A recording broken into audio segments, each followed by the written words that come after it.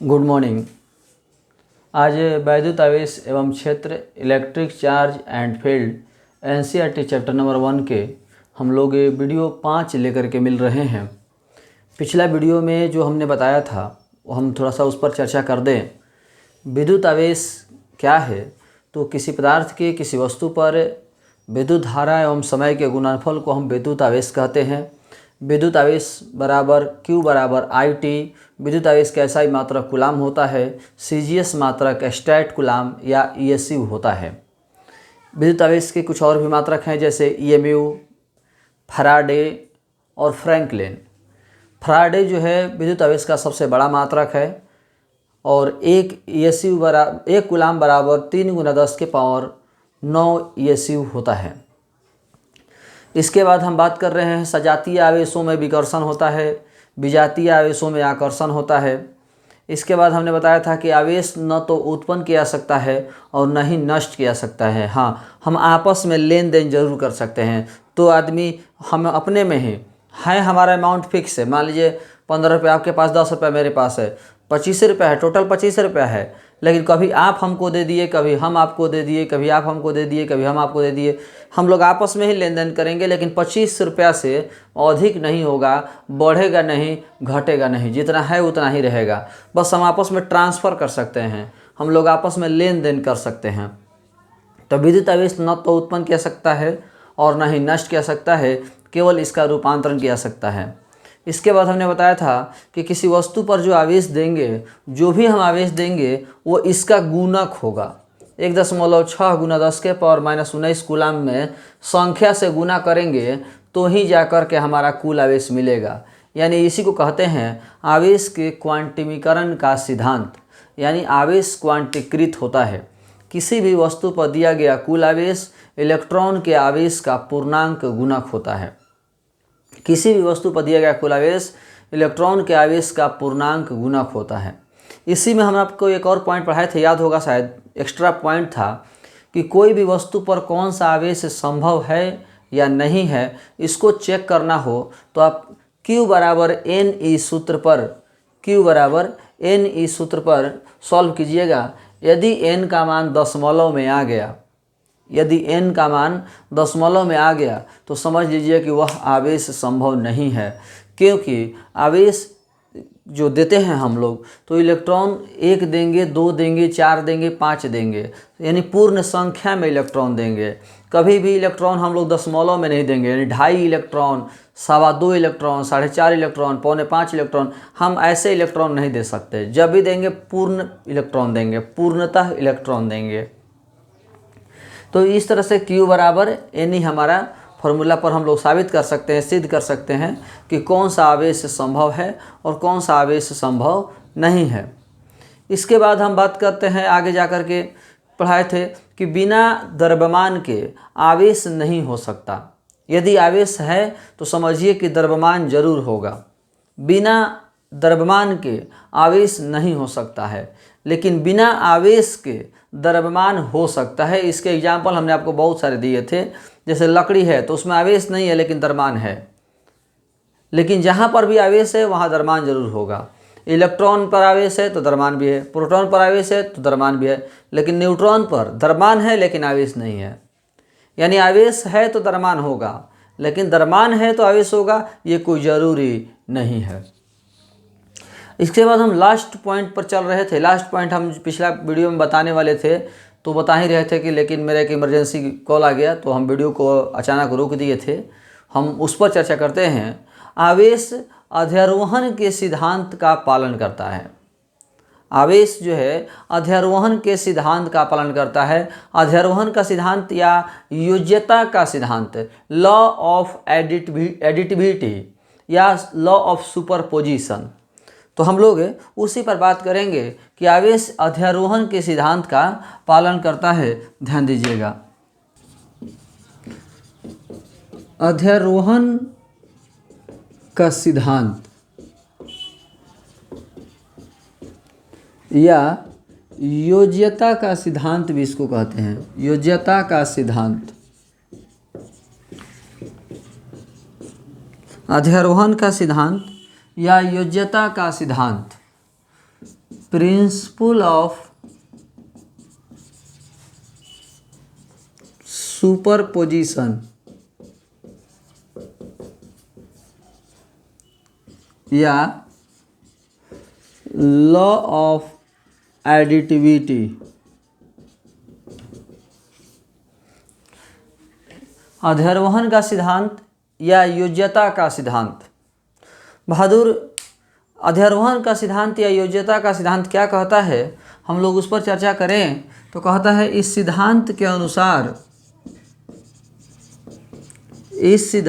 अनुसार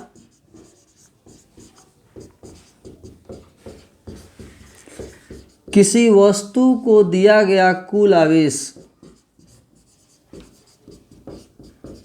किसी वस्तु को दिया गया कुल आवेश,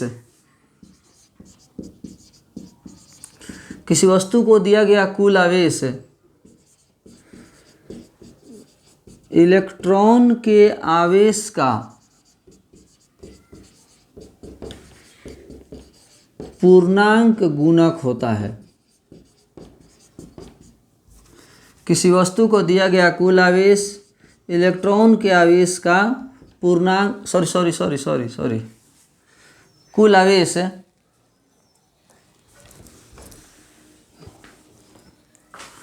अलग अलग आवेशों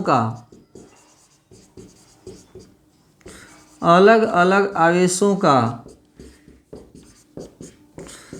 साधारण बीजगणितीय योग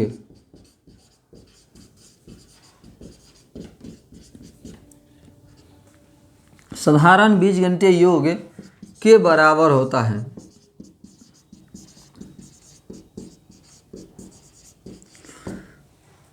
कह रहा है कि किसी वस्तु को दिया गया कुल आवेश अलग अलग आवेशों के साधारण बीजगणितीय योग के बराबर होता है। किसी भी वस्तु पर जो दिया गया कुल आवेश है, तो हम कुल आवेश तो एक ही बार देंगे नहीं, टुकड़ा टुकड़ा में देंगे, अलग अलग आवेश देंगे, और उन सभी अलग अलग आवेशों के साधारण बीजगणितीय जोड़ जो है वो हमारा कुल आवेश बताएगा कि कुल आवेश कितना होता है। एग्जाम्पल देखिए, क्लियर हो जाएगा, कोई बड़ी बात नहीं है, एकदम नॉर्मल सी बात है। एग्जाम्पल जैसे देखिए, हम किसी वस्तु को दिया गया आवेश, किसी वस्तु को दिया गया आवेश, हमने आवेश दिया, मान लीजिए +5 coulomb, +3 coulomb, +2 coulomb, -7 coulomb, +6 coulomb, +3 coulomb. हमने इस तरह से आवेश दिया, इसलिए कुल आवेश बराबर, हमने इतना बार अलग अलग आवेश दिया तो टोटल आवेश कितना दिया, कुल आवेश कितना दिया, तो कुल आवेश +5 +3 +2 -7 +6 +3 साधारण बीजगणितीय जोड़ जिसकी हम बात कर रहे थे, एकदम नॉर्मल जोड़ घटाओ, प्लस है तो जोड़ दीजिए, माइनस है तो घटा दीजिए, साधारण बीजगणितीय योग इसी को कहते हैं हम लोग, साधारण बीजगणितीय योग यानी नॉर्मल जोड़ घटाओ। यदि यही हमारा सदिश होता तो हम बताएंगे सदिशीय बीजगणितीय योग अलग होता है, सदिशीय बीजगणितीय योग वो अलग होता है। तो 5 या 3 8 2 10, 5 या 3 8 2 10, 10 में 7 गया 3 हो गया, 3 6 3 9 9 3 12, यानी टोटल हो गया हमारा 12 कूलम। यही आपका आंसर हो गया, एकदम नॉर्मल सा जोड़ बात है। अध्यारोहण का सिद्धांत क्या है, तो किसी वस्तु पर दिया गया कुल आवेश अलग अलग आवेशों के, किसी वस्तु को दिया गया कुल आवेश अलग अलग आवेशों के, जितनी बार भी आवेश देंगे हम अलग अलग आवेशों के साधारण बीजगणितीय योग के बराबर होता है, नॉर्मल जोड़ घटाव के बराबर होता है। यानी प्लस है तो जोड़ दीजिए, माइनस है तो घटा दीजिए। किसी भी वस्तु पर दिया गया कुल आवेश अलग अलग आवेशों के साधारण बीजगणितीय योग के बराबर होता है। किसी भी वस्तु पर दिया गया कुल आवेश अलग अलग आवेशों के साधारण बीजगणितीय योग के बराबर होता है, नॉर्मल जोड़ घटाव के बराबर होता है। यही हमारा अध्यारोहण का सिद्धांत हुआ। अभी हम एक नोट की बात करने जा रहे हैं, ध्यान दीजिएगा। किसी वस्तु पर आवेश बराबर Q, Q बराबर IT। हम आशा करते हैं कि आपको ये सूत्र पता होगा, बता चुके हैं। Q बराबर IT होता है। पुनः वस्तु पर आवेश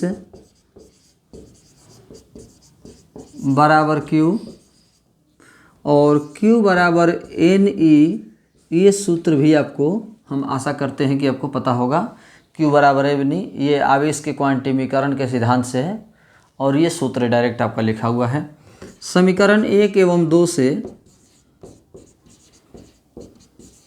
समीकरण 1 एवं 2 से लेके चलें तो लेफ्ट लेफ्ट बराबर राइट राइट बराबर, यानी IT बराबर NE। हम यहाँ से लिख सकते हैं I बराबर NE/T, यानी ये एक्स्ट्रा सूत्र हो गया, रिलेशन हो गया। आप ध्यान रख सकते हैं कि Q बराबर IT भी होता है, Q बराबर NE भी होता है। मान लीजिए कहीं नंबर ऑफ इलेक्ट्रॉन और दे दिया और समय दे दिया, विद्युत धारा पूछ दे, इस तरह से कुछ भी चेंजिंग कर सकता है सवाल। इन चारों में से कोई 3 दे करके एक पूछ सकता है, तो आप निकाल सकते हैं। ये एक एक्स्ट्रा पॉइंट हुआ, एक्स्ट्रा नोट हुआ, आप इसको ध्यान में रख सकते हैं, लिख सकते हैं, समझ सकते हैं, कोई बड़ी बात नहीं है। अब हमारा जो आखिरी टर्म है इसमें का, वो है आवेश एवं द्रव्यमान में अंतर। आवेश और द्रव्यमान में क्या अंतर है, हम उस पर बात करेंगे कि आवेश और द्रव्यमान में क्या क्या अंतर है। ध्यान दीजिए, अभी हम आवेश एवं द्रव्यमान में अंतर की बात करने जा रहे हैं कि आवेश और द्रव्यमान में क्या अंतर है। आवेश और द्रव्यमान में क्या अंतर है, हम इस पर बात करेंगे। कुछ पॉइंट तो आप भी जानते हैं, वो अलग बात है कि आप ध्यान नहीं दे पाए, नहीं तो कुछ पॉइंट ज़रूर आप जानते होंगे। जैसे हम बात करें, शुरुआत करते हैं।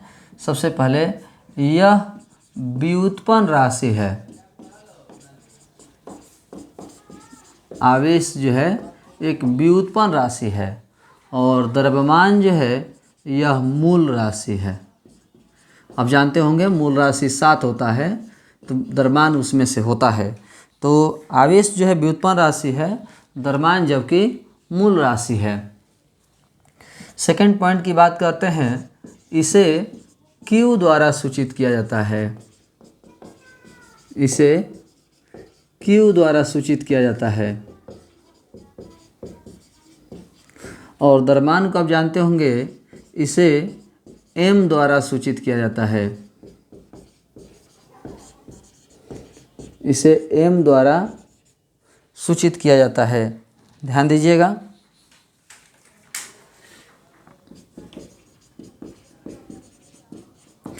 आवेश को Q से सूचित करते हैं और द्रव्यमान को M से सूचित करते हैं। इसका SI मात्रक कूलाम होता है।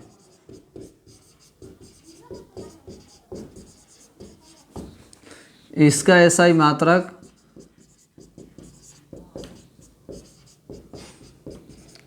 kg होता है। ये सब आप जानते होंगे, जहाँ तक हम समझ रहे हैं कि ये पॉइंट सब आप जानते हैं। ऐसा बात नहीं है कि सब पॉइंट आप नहीं जानते हो, ये सभी पॉइंट आप जानते होंगे। यह माने आवेश 2 प्रकार का होता है।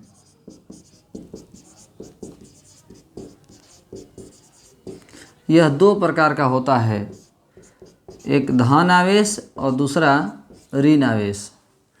और द्रव्यमान की हम बात करें, द्रव्यमान का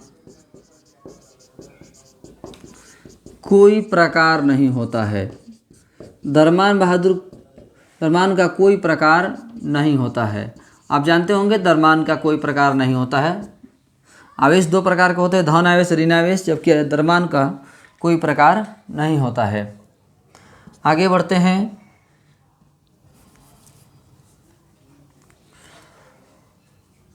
यह है विद्युत क्षेत्र उत्पन्न करता है। इसके बारे में आप जानते नहीं हैं, हम चर्चा करेंगे आगे जा कर के। यह विद्युत क्षेत्र उत्पन्न करता है। आवेश जो है विद्युत क्षेत्र उत्पन्न करता है। हम इस पर चर्चा करेंगे आगे जा कर के, क्योंकि आपको चैप्टर का नाम ही पता है कि विद्युत आवेश एवं क्षेत्र। तो यह विद्युत क्षेत्र उत्पन्न करता है। यह गुरुत्वीय क्षेत्र उत्पन्न करता है। ये तो आप 11th में पढ़ चुके हैं, हम पढ़ा चुके हैं। गुरुत्वीय क्षेत्र उत्पन्न करता है। द्रव्यमान जो है गुरुत्वीय क्षेत्र उत्पन्न करता है और आवेश जो है विद्युत क्षेत्र उत्पन्न करता है। अगला पॉइंट हम बात करें, यह क्वांटीकृत होता है। यह क्वांटीकृत होता है। क्वांटीकृत, क्वांटाइज्ड हम पढ़ा चुके हैं कि जब भी देंगे इसको पूर्ण संख्या में देंगे। यह क्वांटीकृत होता है। द्रव्यमान में हम आते हैं आगे। यह है क्वांटीकृत नहीं होता है। द्रव्यमान जो है क्वांटीकृत नहीं होता है। ये जरूर ध्यान रखिएगा कि आवेश क्वांटीकृत होता है और द्रव्यमान क्वांटीकृत नहीं होता है। इसके बाद हम लोग बात करते हैं अगले पॉइंट में, यह है वेग पर निर्भर नहीं करता है। यह वेग पर निर्भर नहीं करता है। बहादुर, आवेश जो है वेग, ये थोड़ा सा एक हाई प्रोफाइल पॉइंट है, मतलब नॉर्मल सेंस से बहुत आगे का पॉइंट है। यह वेग पर निर्भर नहीं करता है। यह है वेग पर निर्भर करता है। थोड़ा सा यहाँ पर हम चर्चा कर दें, ये बहुत ही थोड़ा सा एडवांस पॉइंट है। न्यूटन के जो हम लोग जो पढ़ते हैं वो अधिकतर न्यूटन के फिजिक्स पढ़ते हैं। न्यूटन के फिजिक्स में अब समय, द्रव्यमान और लंबाई तीनों फिक्स होता है। न्यूटन के फिजिक्स में लंबाई, समय और द्रव्यमान तीनों नहीं बदलता है। तीनों ही नहीं बदलता है। न्यूटन के फिजिक्स में लंबाई भी नहीं बदलता, समय भी नहीं बदलता, द्रव्यमान भी नहीं बदलता। लेकिन आइंस्टीन ने अपनी थ्योरी में सिद्ध कर दिया, थ्योरी के माध्यम से, कि लंबाई, समय और द्रव्यमान तीनों ही बदलते हैं। तो अभी भी हम लोग चूँकि न्यूटन के ही फिजिक्स पढ़ते हैं, यह जरूर ध्यान रखिएगा कि हम लोग न्यूटन के ही फिजिक्स पढ़ते हैं, इसीलिए आवेश, लंबाई और द्रव्यमान नहीं बदलते हैं। समय, लंबाई और द्रव्यमान नहीं बदलते हैं। तो ये जो आप लिखे, हम यहाँ लिखे हुए हैं द्रव्यमान वाला, कि द्रव्यमान वेग पर निर्भर करता है, ये आइंस्टीन के अनुसार ही लिखे हैं। आइंस्टीन ने साबित कर दिया था कि द्रव्यमान जो है वेग पर निर्भर करता है, यानी वेग बदलेगा तो द्रव्यमान बदलता है। ये जरूर ध्यान रखिएगा कि ये आइंस्टीन के सिद्धांत के अनुसार लिखा हुआ है कि यह वेग पर निर्भर करता है। द्रव्यमान वेग पर निर्भर करता है आइंस्टीन के अनुसार। न्यूटन के अनुसार तो द्रव्यमान बदलता ही नहीं है, लेकिन आइंस्टीन के अनुसार जो है द्रव्यमान वेग पर निर्भर करता है। वेग बदलेगा तो द्रव्यमान बदलेगा। तो ये हमारे आवेश और द्रव्यमान में कुछ अंतर हो गए। आवेश और द्रव्यमान के कुछ मूल पॉइंट्स हो गए, जिनमें दोनों में जो अंतर है ये आप देख सकते हैं, ध्यान में रख सकते हैं। हम ऐसा भी कह सकते हैं कि दो आवेशों के बीच आकर्षण और विकर्षण दोनों होता है, जबकि दो द्रव्यमान के बीच केवल आकर्षण होता है। कहिए तो ये भी पॉइंट लिख देते हैं। दो आवेशों के बीच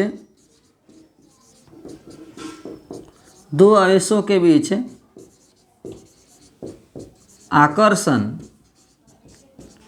एवं विकर्षण दोनों होता है।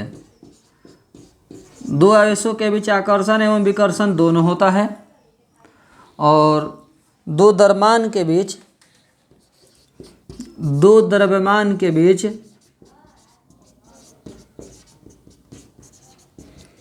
केवल आकर्षण होता है। आप पढ़े होंगे गुरुत्वाकर्षण बल लगता है, तो दो द्रव्यमान के बीच केवल आकर्षण होता है, जबकि दो आवेश के बीच आकर्षण एवं विकर्षण दोनों होता है। तो ये जो पॉइंट्स हम लिखवाए हैं, लगभग 1 2 3 4 5 6 7 और 8 पॉइंट लिखवा दिए। ये 8 पॉइंट आप स्क्रीनशॉट ले करके या सुन करके भी, हम बहुत बार बोल करके लिख दिए हैं, वीडियो पुश करके, सुन करके, स्क्रीनशॉट ले करके आप उतार सकते हैं, लिख सकते हैं। इसमें हम लोग आवेश और द्रव्यमान में इस अंतर इतना ही रहने देंगे। तो अभी तक हम जो है आवेश और द्रव्यमान के बारे में बात कर रहे थे। अब अगले पॉइंट में या अगले वीडियो में जो है हम कूलाम के नियम के बारे में बात करेंगे। एक 5 नंबर का टॉपिक जो है कूलाम का नियम स्टार्ट करेंगे। तो इस वीडियो में हम लोग आज इतना ही रहने देंगे, लेकिन थोड़ा सा कुछ पॉइंट्स हम आप लोगों से चर्चा करना चाहेंगे, थोड़ा सा समझने की कोशिश कीजिएगा। कि देखिए बहादुर, बहुत से लोगों का मेरे पास फ़ोन आ रहा है कि सर हम लोग का रूम मालकिन या रूम रेंट का फ़ोन आ रहा है, रूम रेंट के लिए फ़ोन कर रहा है लोग कि क्या हम लोग रूम रखें या रूम छोड़ दें, या सर कोचिंग कब खुलेगा, कोचिंग कब नहीं खुलेगा। इस तरह से बहुत से लोगों का सवाल आ रहा है। तो बहादुर, कोचिंग कब खुलेगा अभी इस बारे में हम टीचर तो क्या सरकार से भी पूछिएगा तो सरकार को नहीं पता। ये सच्चाई बात है, किसी को भी नहीं पता। पूरे इंडिया में कोई भी ऐसा व्यक्ति नहीं है जिसको पता हो कि स्कूल कोचिंग कॉलेज कब खुलेंगे। इसलिए क्योंकि कोरोना पर ये डिपेंडेंट है। आज कोरोना का रफ्तार कम हो जाए, कल ही से खुल जाएगा। परसों कोरोना का रफ्तार खत्म हो जाए, कम हो जाए, तभी खुल जाएगा। यानी कहने का मतलब हुआ कि ये डिपेंड करता है कि कोरोना किस तरह से कंडीशन में। ये अनिश्चित है, आज भी खुल सकता है, कल भी खुल सकता है, परसों भी खुल सकता है। टीचर लोगों का, हम लोगों का जो है मीटिंग रेगुलर हो रहा है। अभी 6 या 7 तारीख को धरना प्रदर्शन भी टीचर का होने वाला है। हम लोग डीएम से लगातार मिल रहे हैं, तो हम लोग भी कोशिश में लगे हुए हैं। तो कोचिंग कब खुलेगा ये तो नहीं पता, लेकिन अब ये हमारे यहाँ मुद्दा नहीं है। मुद्दा ये है, हम ये कहना चाह रहे हैं कि बच्चे जो फ़ोन कर रहे हैं कि सर हम क्या करें, हम लोग रूम खाली कर दें कि छोड़ दें। तो बहादुर, रूम खाली करने की बात कहाँ से आ गई? रूम खाली करने के बारे में तो सोचना ही नहीं है। तो सर हम लोग ऐसे ही रह के पैसा केवल दें? नहीं, आप उसको खाली रह कर के पैसा क्यों दीजिएगा? आप गांव पर क्या कर रहे हैं? आखिर आप गांव पर क्या कर रहे हैं? गांव पर कौन सी चीज कर रहे हैं? आप गांव पर रहकर कर क्या रहे हैं? आप आरा आइए, डेरा पर रह करके पढ़ाई कीजिए। डेरा पर, गांव पर आपका पढ़ाई नहीं हो रहा होगा, हम जानते हैं। गांव पर जैसे वीडियो भी आप देख रहे हैं तो 5 मिनट वीडियो देखे तब तो कोई यार दोस्त आ गया, कोई फैमिली वाला बुला दिया, तो कोई कुछ कर दिया। यानी जो टीचर का 40 मिनट का 20 मिनट का जो वीडियो भी है वो आप एक सुर में लगातार आप कंसंट्रेट करके वीडियो भी नहीं देख पा रहे हैं। इसीलिए आप गांव पर मत रहिए, आप आरा आइए, आरा में रह करके पढ़ाई कीजिए, डेरा में रह करके पढ़ाई कीजिए। तब डेरा खाली करने की बात है कहाँ सही? और डेरा में रहकर पढ़ाई कीजिएगा तो सबसे बड़ा बेनिफिट क्या है कि आप थोड़ा सा भी कन्फ्यूजन होगा, छोटा मोटा भी प्रॉब्लम होगा, आप तुरंत ऑफिस में जाकर सर से मिल लेंगे। जिस सर के पास में भी हो, आप गए सर आज वीडियो देखे, आज का वीडियो देखे मुझे समझ में नहीं आया, तुरंत सर से जाके मिल लेंगे। देखिए तो ऑफलाइन क्लास की तरह मजा देगा, एकदम आनंद ही आनंद है। क्योंकि बहादुर इस बात को समझ लीजिए, ये टेंशन केवल आप ही के ऊपर नहीं है। ये जो नुकसान आप लोग बार बार नुकसान की बात कर रहे हैं, ये नुकसान केवल आप ही के ऊपर नहीं है, पूरी दुनिया के ऊपर नुकसान है। सब कोई नुकसान में जा रहा है, हम लोग खुद नुकसान में जा रहे हैं। हम लोग 5 महीना 6 महीना से 1 रुपया भी नहीं मिल रहा है, कैसे चल रहे हैं हम लोग? एक बड़े बड़े कंपनियां जो है घाटे में चल रही हैं। सब कोई, चाहे आपके घर में पिताजी भी किसी तरह के बिजनेस कर रहे होंगे, सबका नुकसान हो रहा है। तो इस बात से मत घबराइए, आप आराम में आइए, डेरा पर रह करके पढ़ाई कीजिए। और कहीं भी प्रॉब्लम है ऑफिस में आइए, तुरंत पूछिए, एकदम नॉर्मल पढ़ाई की तरह अच्छा लगेगा। क्योंकि बहादुर, जब आगे आप कंपटीशन का एग्जाम दीजिएगा, ठीक है पास हो जाइएगा, सरकार आपको पास कर देगी। मान लीजिए ऐसा हो गया कि कोरोना की वजह से सरकार डायरेक्ट आपको प्रमोट भी कर दे, यानी एग्जाम न ले, ऐसा भी हो सकता है, शायद डायरेक्ट आपको पास कर दे। तो क्या पास कर देने से आपको सेकेंड ईयर वाला नॉलेज मिला? सिलेबस कम कर दिया, मान के चलिए सिलेबस कम कर दिया, आपको 16 गो चैप्टर पढ़ना है फिजिक्स में, मान लीजिए कम करके वो 8 गो चैप्टर कर दिया। तो क्या 8 गो चैप्टर छूट गया? क्या लगता है आपको वो 8 चैप्टर से आने वाले समय में जब आप कंपटीशन का एग्जाम दीजिएगा तो क्या उन 8 चैप्टर से सवाल नहीं पूछेगा? क्या ये कोई गारंटी है कि हम लोग को कोरोना के समय में ये 8 चैप्टर नहीं पढ़ाई हुआ था तो 8 चैप्टर से सवाल नहीं पूछेगा कंपटीशन में? लॉगरिदम कभी नहीं पढ़ना, किसी भी क्लास में लॉगरिदम नहीं पढ़ना है, लॉग नहीं पढ़ना है। हम लोग जब सिलेबस पढ़ रहे थे तो 9th क्लास में लॉग था, लेकिन अब लॉग नहीं है, लेकिन लॉग से सवाल पूछे तो जाते हैं। बताइए, तो कोरोना काल से मान लीजिए सिलेबस आपका कम भी कर देगा, तो क्या आगे कंपटीशन के एग्जाम जब दीजिएगा, जॉब की तैयारी करिएगा, तो क्या गारंटी है कि ये जो चैप्टर कम कर दिया, जो सिलेबस कम कर दिया, उससे सवाल नहीं पूछेगा? या ऐसा कोई छूट मिलेगा कि हाँ, जो जो बच्चे कोरोना के समय में थे उनको एग्जाम में जो है 10 नंबर नहीं 5 नंबर पर पास किया जाएगा? ऐसा होगा क्या? इंटर पास कर जाना एक अलग मैटर है, लेकिन उसके आगे आपको बहुत ही ज़्यादा प्रॉब्लम होगी, क्योंकि बहादुर ये आपका बहुत बड़ा नुकसान हो रहा है। इस चीज़ को आप मिला लीजिए, बहुत ज़्यादा आपको इस समय ज़रूरत है मेहनत की, क्योंकि आपको आज गाइड करने वाला कोई नहीं है। आप घर पर लापरवाही से रह रहे हैं, आपको गाइड करने वाला कोई नहीं है। आपको गाइड करने की सख्त ज़रूरत है, आपको एक गाइडर की बहुत ही ज़्यादा ज़रूरत है।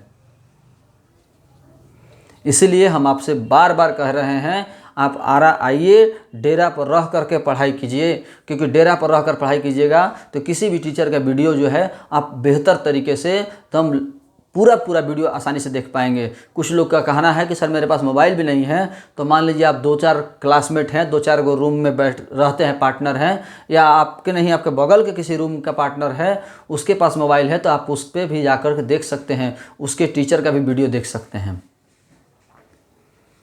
बहुत ही ज़्यादा मदद होगी बहादुर। हम कुछ बच्चों से फ़ोन करके पूछे भी, हम लगातार बहुत से बच्चों के पास फ़ोन करके पूछ रहे हैं, तो कुछ बच्चे जो है इस चीज़ को समझ नहीं पा रहे हैं, कुछ बच्चे गलतियां कर दे रहे हैं, घर पर रह करके लापरवाही कर रहे हैं।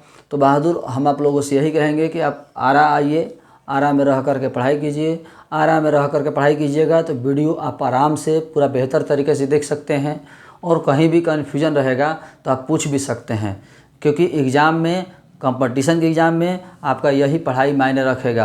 इसमें लापरवाही करने की कोई ज़रूरत नहीं है, लापरवाही करने की कोई गुंजाइश नहीं बनता है, ये ज़रूर ध्यान रखिएगा।